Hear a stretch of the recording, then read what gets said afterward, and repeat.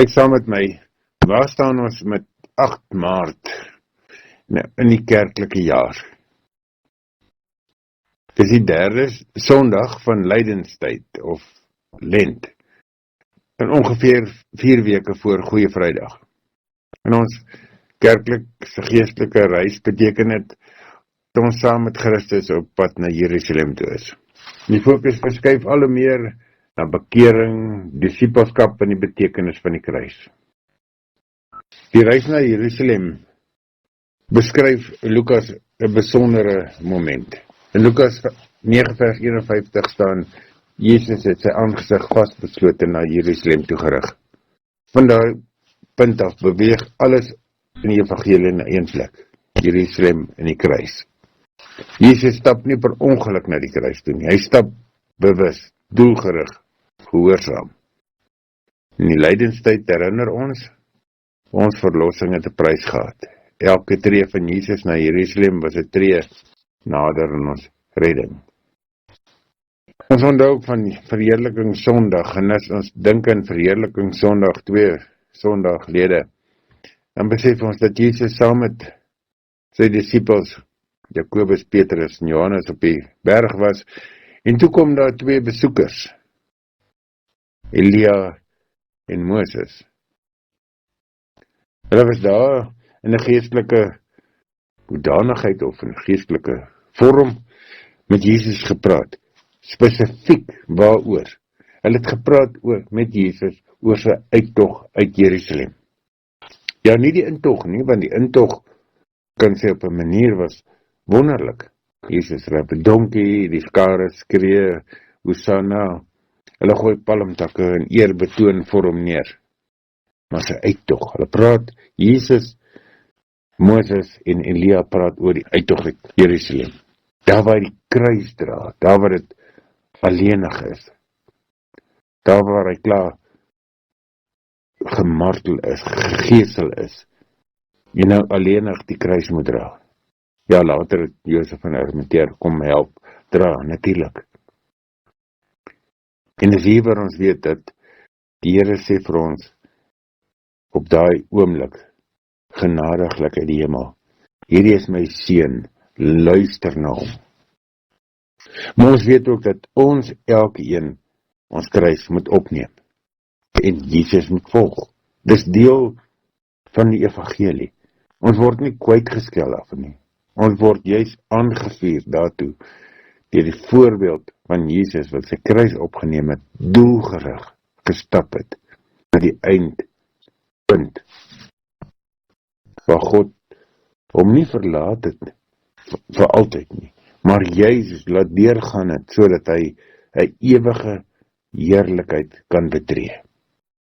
Ja, en natuurlik vir ons saligheid kan bewerk. En waarom moet Jesus ly? Baie mense vra, waarom moet Jesus sterf? En die Bybel antwoord, omdat God die wêreld liefhet, maar die sonde is vernietigend. En die kruis is die plek waar God se liefde en God se geregtigheid ontmoet. Dis die aksiomatiese punt waar hierdie liefde en geregtigheid ontmoet. Want liefde sonder geregtigheid is nie liefde nie. Geregtigheid sonder liefde is nie liefde nie. Jesaja 53 vers 5 lees ons, deur sy wonde het vir ons genesing gekom. Die kruis wys ons 2 dinge. Hoe ernstig sonde is, en hoe ernstig God oor sonde is. En hoe groot God sy liefde vir ons is.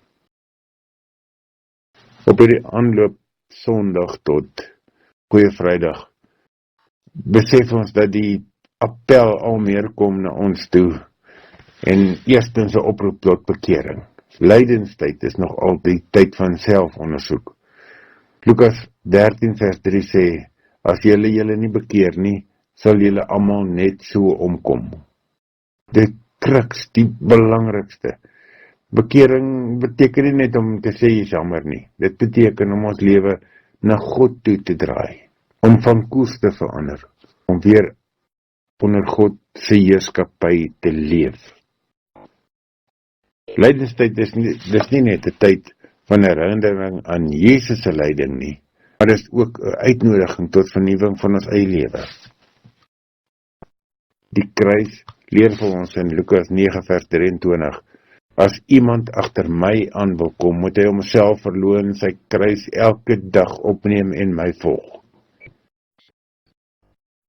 Die kruis is dus nie net iets wat Jesus gedra het nie. Dit is ook die pad van elke Christen. Dit beteken om God eers te stel, om soms teen die stroom te leef, om getrou te bly wanneer dit moeilik is.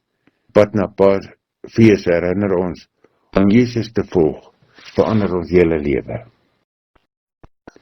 En daar's hoop agter die kruis. Lydenstyd fokus op die kruis, maar die kruis is nie die einde van die verhaal nie. Agter Goeie Vrydag wag Paasondag. Agter die lyding wag die opstanding. En daarom sê Paulus, die woord van die kruis is vir ons wat gered word, die krag van God. 1 Korintiërs 1 vers 18. Vir die wêreld lyk die kruis so swakheid, maar vir gelowiges is dit die plek waar God se redding sigbaar word.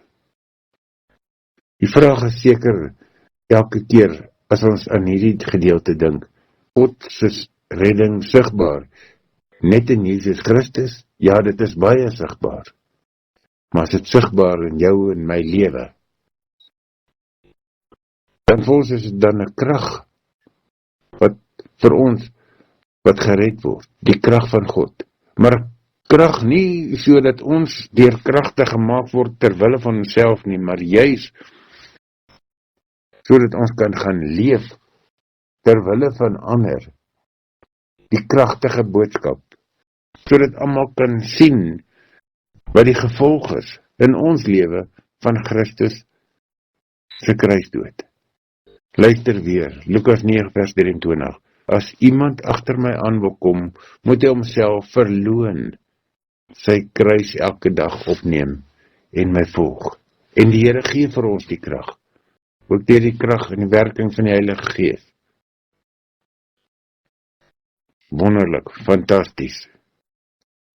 Kom ons maak dit vandag ook deel van ons ingesteldheid om die kruis van Christus met blymoedigheid, volheid, met dankbaarheid te dra, sodat ander ook in ons lewe kan sien die invloed, die bekeringskrag van die werking van Jesus Christus in ons lewe.